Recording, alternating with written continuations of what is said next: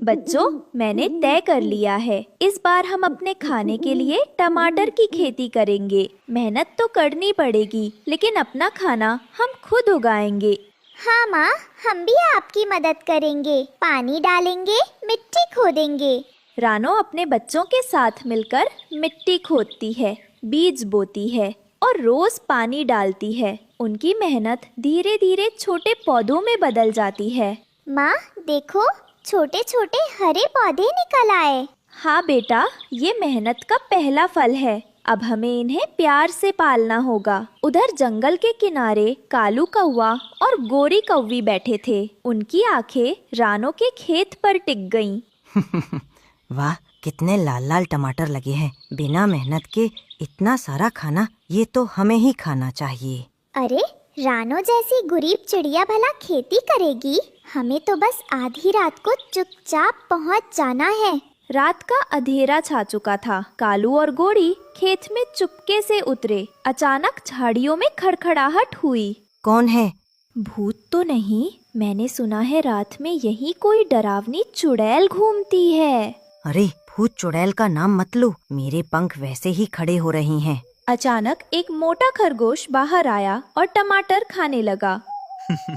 वाह, क्या रसदार टमाटर हैं, बिल्कुल लाल लाल मिठाई जैसे। कालू और गोरी हक्का बक्का रह गए। अरे, ये तो खरगोश है। ए मोटू, ये टमाटर हमारे हैं। तुम्हारे? मैंने तो रानो चिड़िया को इन्हें बोते देखा था। ये मेहनत उसके हैं, तुम्हारे नहीं। इतना कहकर खरगोश भागा और वो दोनों भी अपने घर चले गए। कालू, ये खरगोश ने सब टमाटर खा लिए और हम यहाँ झाड़ियों में फंस गए। चुप रह, कल रात पक्का हम जीतेंगे। लेकिन अगर खरगोश फिर से आ गया तो मैं उसकी मूछें नोच लूंगा। अगली बार मैं जाल लाऊंगा। पहले खरगोश को पकड़ेंगे, फिर आराम से टमाटर खाएंगे। चल अब सो जा गोरी।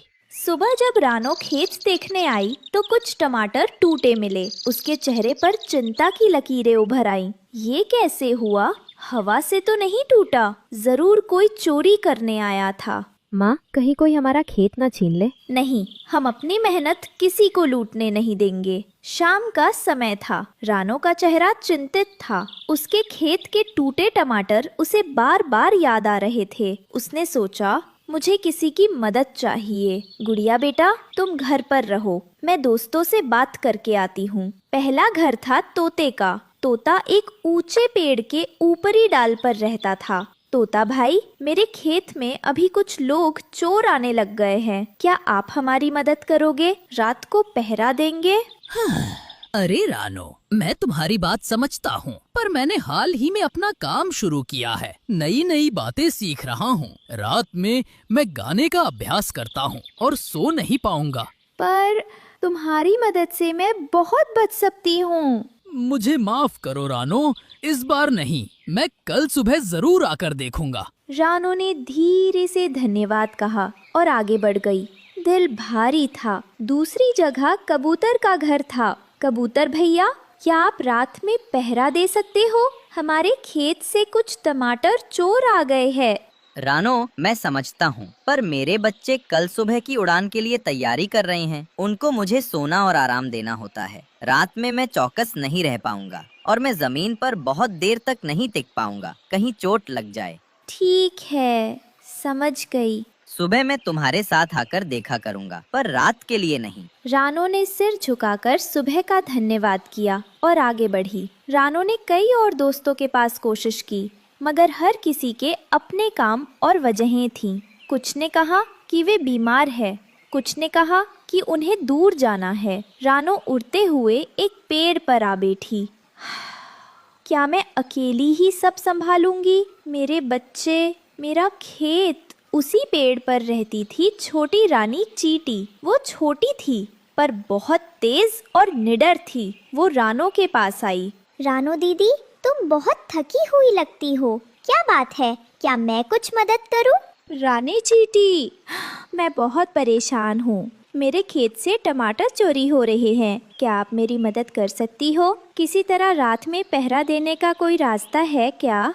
हम चींटियां छोटी हैं, पर हमारी ताकत बहुत है। हम मिलकर बड़ी सी चीजें कर लेते हैं। बताओ, तुम्हें मेरी मदद किस तरह चाहिए? बस रात में किसी ने खेत पर ना आ पाए, कोई पहरा दे दे। ठीक है रानो दीदी, हम तुम्हारी मदद करेंगे। मैं कल रात सब चींटियों को बुलाऊंगी। हम खेत के चारों ओर छोटी छोटी नाकाबंदी कर देंगे। दूसरी तरफ रात होते ही कालू और गोरी फिर खेत में उतरे, पर इस बार रानो और उसकी दोस्त तैयार बैठी थी। चोर चोर! सब मिलकर कालू और गोरी पर टूट पड़ते हैं। अरे मैं तो बस टमाटर देखने आई थी, खाने नहीं। कालू और गोरी मार खाने के बाद वहाँ से भाग जाते हैं। अगर सीधा नहीं मिलता तो चलो खेत को ही बर्बाद कर देते हैं। पेड़ काट देंगे और सब टमाटर गिर जाएंगे। पर पेड़ काटना क्या वो सही तरीका है? गोरी पहले डरती है, लेकिन लालच में मान जाती है।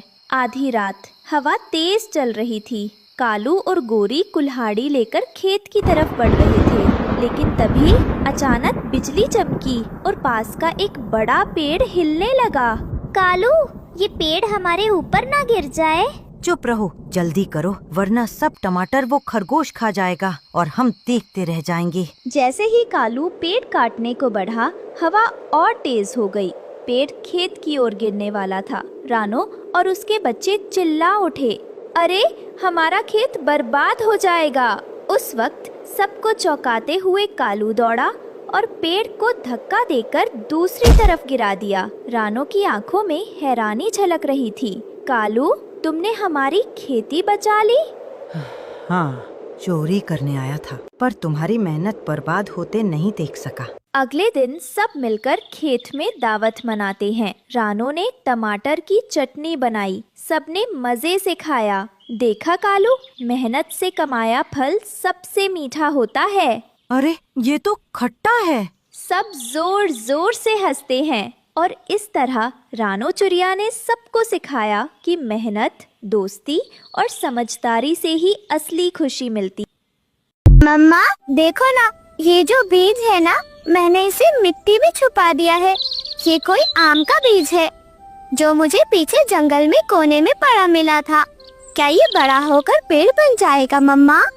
हाँ मेरी गुड़िया बेटी, जब धरती माँ के सीने में कोई बीज सच्चे मन से बोया जाता है ना, तो वो जरूर पेड़ बनता है। उसे सिर्फ मिट्टी में छुपा देने से काम नहीं चलेगा। उसे प्यार देना होगा, पानी देना होगा, उससे बातें भी करनी होंगी। वो भी हमारी तरह है, जिसे महसूस करने की जरूरत होती है।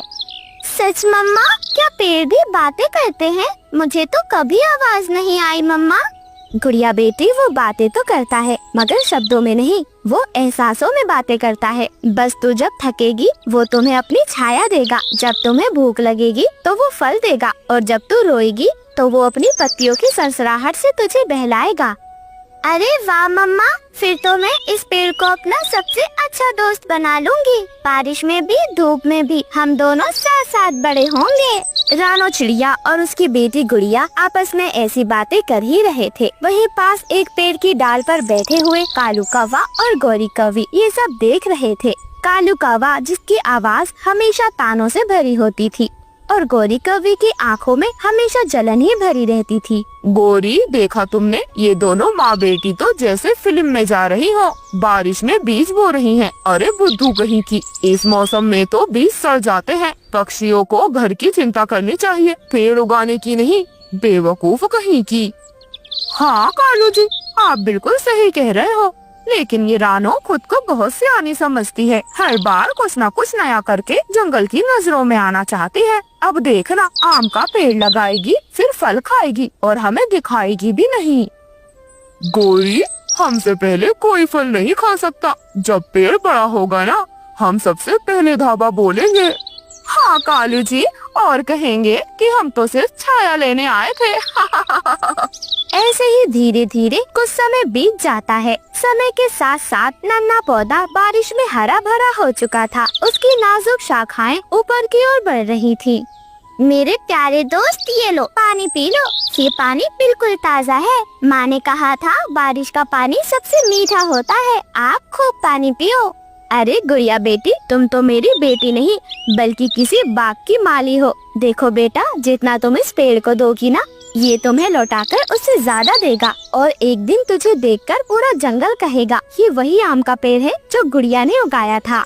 हाँ मम्मा, ये आम का पेड़ और मैं, हम दोनों तो पक्के दोस्त हैं और आप देखना हम दोनों साथ साथ बड़े होंगे। बड़े होकर भी मैं कभी इसका साथ नहीं छोड़ूंगी और ना ये मेरा। एक रात जब रानो चिड़िया और उसकी बेटी गुड़िया अपने घोंसले में सो रही थी, उसी रात तेज मूसलाधार बारिश शुरू हो जाती है।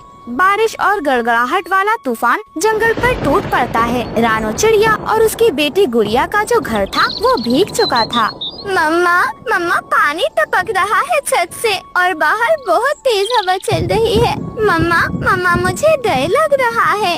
डरो मत गुड़िया बेटी, मैं हूँ ना आपके साथ, लेकिन हमें कुछ करना होगा। अब ये छत और ये घोंसला हमें बचा नहीं सकता, हमें सूखी जगह ढूंढनी होगी गुड़िया बेटी।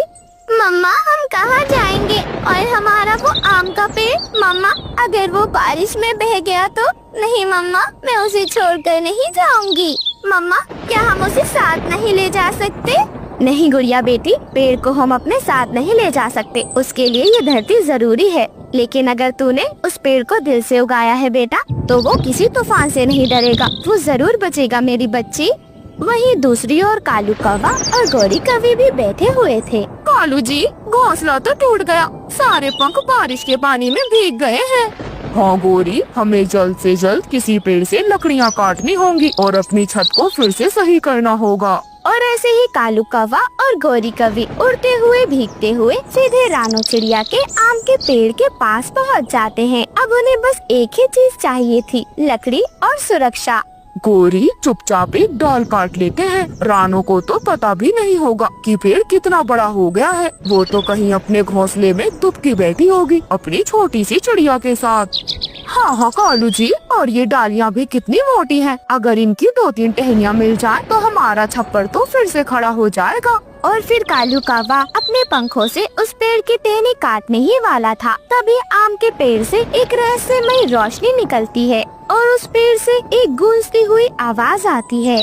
जिसने मुझे बचपन में बोया, जो मुझे बारिश से ढकती रही, उनकी गैर हाजिरी में तुम मेरी टहनियाँ काटने आए हो। क्या तुम्हारे अंदर थोड़ी भी शर्म नहीं बची? ये पेड़ तो बोल रहा है गौरी।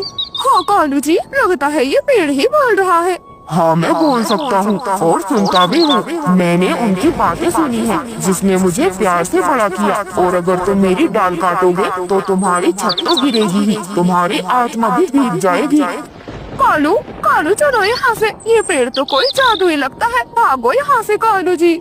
हो गौरी, चुपचाप उड़ जाते हैं, कहीं ऐसा ना हो पिछली बार की तरह ये पेड़ हमें पीट डाले।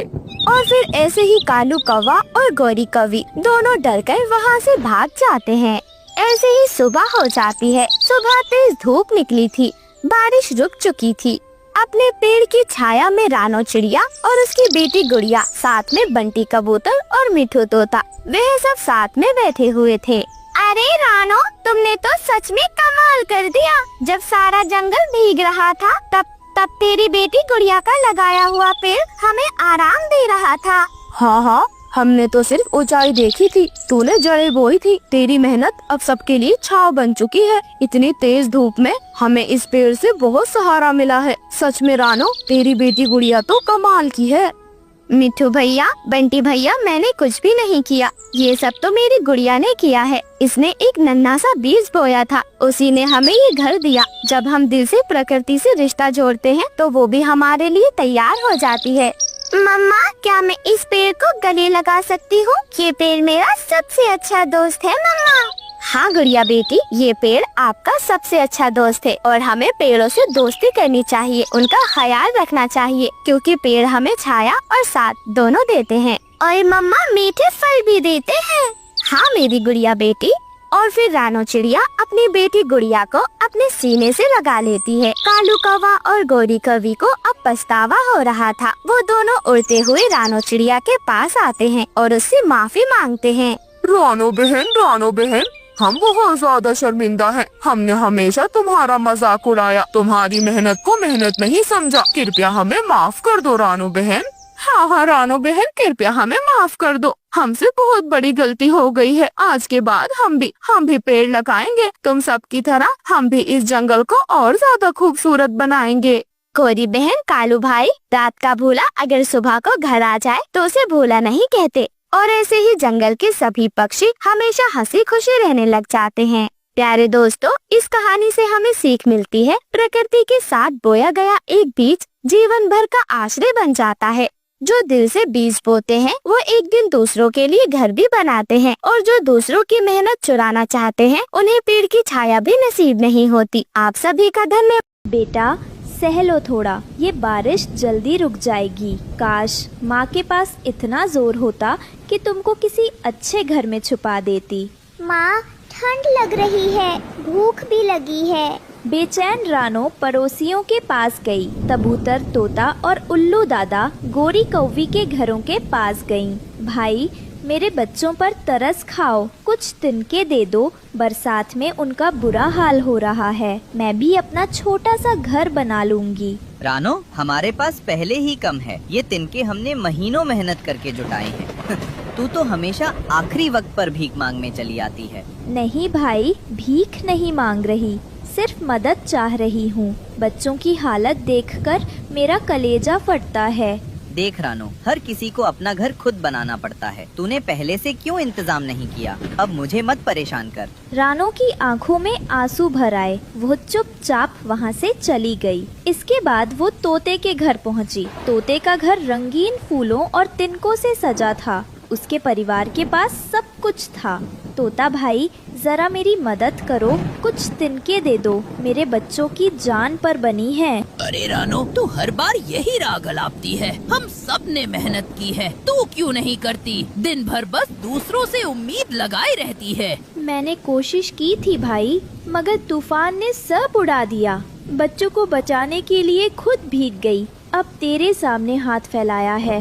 तू बस बहाने बनाती है। मेहनत करने वाले को ही फल मिलता है। जा, हमें तेरा बोझ मत बना। तोते की बातें रानो को भीतर तक चुभ गई। वो सिर झुकाकर आगे बढ़ गई। अब वो जंगल के सबसे समझदार माने जाने वाले उल्लू दादा के घर पहुंची। दिल में उम्मीद थी कि शायद वे कुछ मदद करेंगे। उल्लू दादा, आप तो सबसे बड़े और समझदार हैं। मेरे बच्चों को बचा लीजिए, थोड़ा सा तिनका दे दीजिए। मैं बस उन्हें ठंड से बचाना चाहती हूँ। रानो, मैंने तुझे कई बार समझाया है कि वक्त रहते तैयारी करनी चाहिए। ये बरसात तो हर साल आती है। अगर तू समय पर घर बना लेती तो आज यूँ दर दर न भटकती। दादा, मैं मानती हूँ गलती मेरी है, लेकिन बच्चे मासूम हैं, उनके लिए कुछ कर दीजिए। नहीं रानो, दुनिया की सच्चाई यही है, जो वक्त पर काम नहीं करता उसे सजा मिलती है। तू ये दर्द सहना सीख। रानो के पंख भारी हो गए। उसने सोचा था दादा रहम करेंगे, पर वहाँ भी ठुकरा दी गई। थकी टूटी हुई रानो अब आखिरी उम्मीद लेकर गोरी कोवी के घर पहुंची। गोरी कोवी के घर में रोशनी थी। गोरी बहन, मेरे बच्चों पर दया करो, बस कुछ तिनके दे दो। मैंने तो अब सब दरवाजे खटखटा लिए। अगर तू मदद कर देगी तो मेरे बच्चे बच जाएंगे। अरे वाह, आ गई मैडम, बंद करो ही रोना धोना। नहीं बहन, इस बार मामला बहुत अलग है। बच्चों की जान पर बनी है। जा रानो, अपने बच्चों के साथ कहीं छुप जा। हमें अपनी खुशियाँ क्यों बिगाड़नी? तू गरीब है, गरीब ही रहेगी।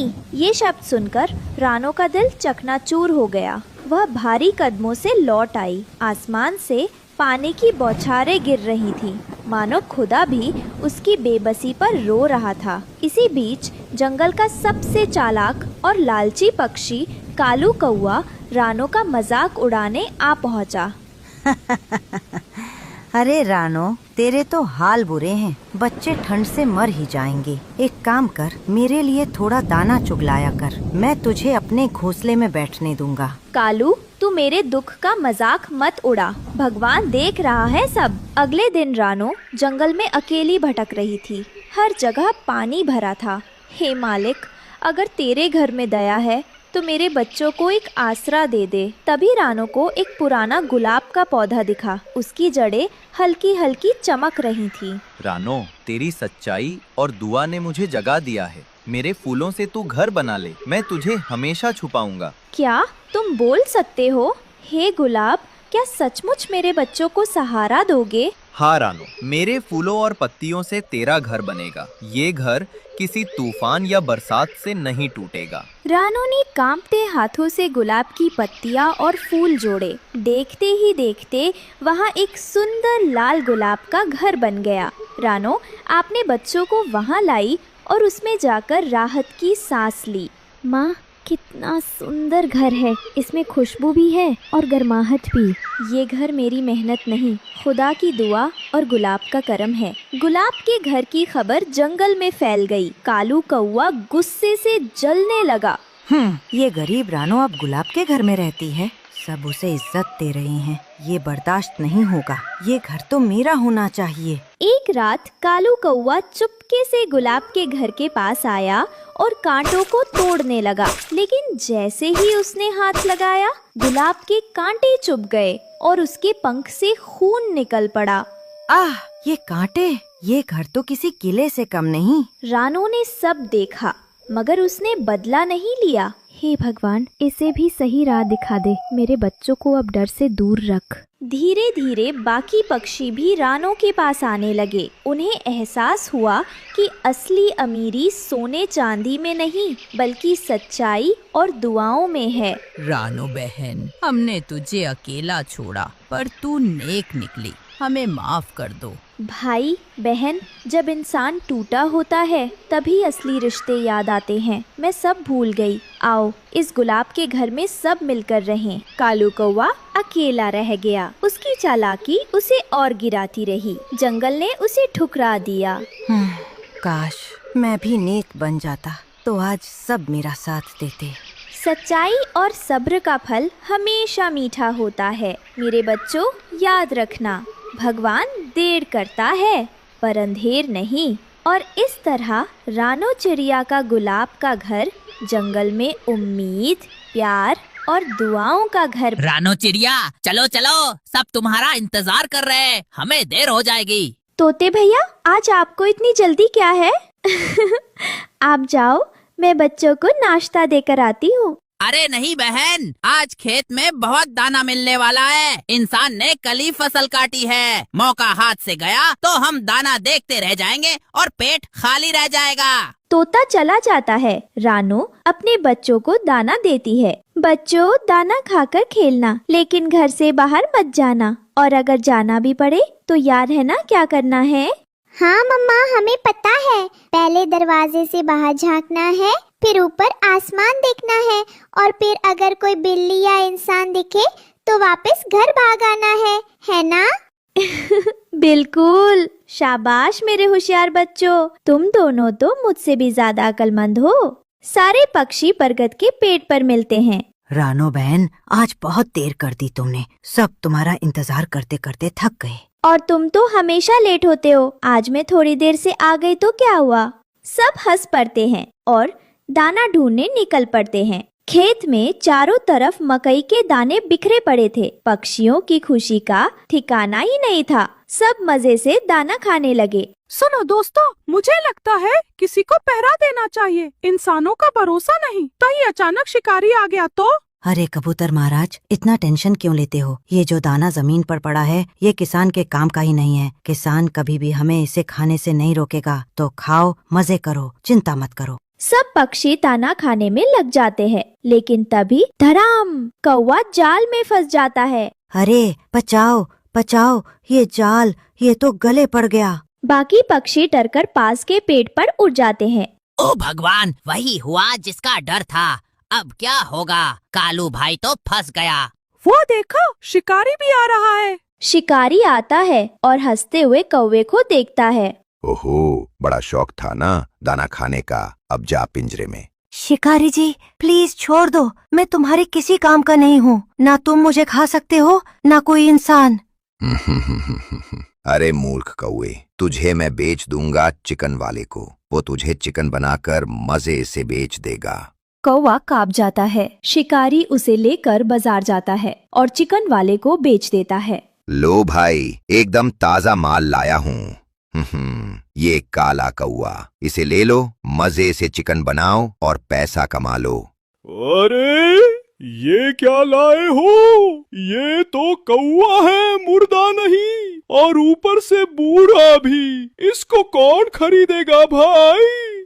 हाँ, सही बोल रहा है। मैं तो सीनियर सिटीजन हूँ, मुझे छोड़ दो, तुम्हारा भला होगा। चुप कर, तू बहुत बोलेगा तो सच में कबाब बना दूंगा। ये तो बूढ़ा कौवा है, इसका मांस तो पत्थर जैसा सख्त होगा, लेकिन चलो 50 रुपए दे देता हूँ। अरे ऐसा मत बोल, देख कितनी मोटी ताजा चोंच है, कितने मोटे पंख हैं, मजे से बेच देना। कम से कम 200 रुपए तो दे। 200 रुपए? ये तो मजाक कर रहे हो। इतना तो मैं एक बड़े मोटे मुर्गे के भी नहीं देता। 50 रुपए इतना सस्ता? मैंने इसे जाल में फंसाने के लिए कितनी मेहनत की। जाल, दाना, टाइम सब मिलाकर तो कम से कम 150 रुपए का खर्चा हुआ। 50 रुपए से ज्यादा नहीं मिलेगा, वरना वापस ले जाओ अपने कौवे को। मैं तो वैसे भी पुलिस के डर से इसे रखना नहीं चाहता। कहीं पता चला तो लोग कहेंगे कि चिकन वाला अब कौवे भी बेचता है। दूर से कालू के दोस्त पक्षी उसे देखते हैं और परेशान हो जाते हैं। अब क्या करें? हमारा कालू भाई तो गया। नहीं, हमें अच्छे इंसान से मदद लेनी होगी। चलो किसान के पास। अरे अगर उसने सच में उसे बेच दिया तो? बेचारा कालू। नहीं, अभी सब खत्म नहीं हुआ। अगर हम सब मिलकर कोशिश करें तो अपने दोस्त को बचा सकते हैं। डरने से कुछ नहीं होगा। लेकिन इंसानों से मदद मांगना, क्या वो हमारी सुनेंगे? कहीं हमें भी पकड़ लिया तो? सब इंसान बुरे नहीं होते, हमें अच्छे इंसान से मदद लेनी होगी। चलो किसान के पास, वही हमारी आखिरी उम्मीद है। वे किसान की पत्नी से मदद मांगते हैं। माजी माजी हमारी मदद करो, शिकारी ने हमारे दोस्त कौवे को पकड़कर बाजार में बेच दिया है। अरे बाप रे, ये तो बहुत गलत हो रहा है। शिकारी ने इतना बड़ा पाप किया है। हाँ माँ जी, हमें नहीं पता अब क्या करें। अगर आप चाहें तो हमें रास्ता दिखा सकते हो।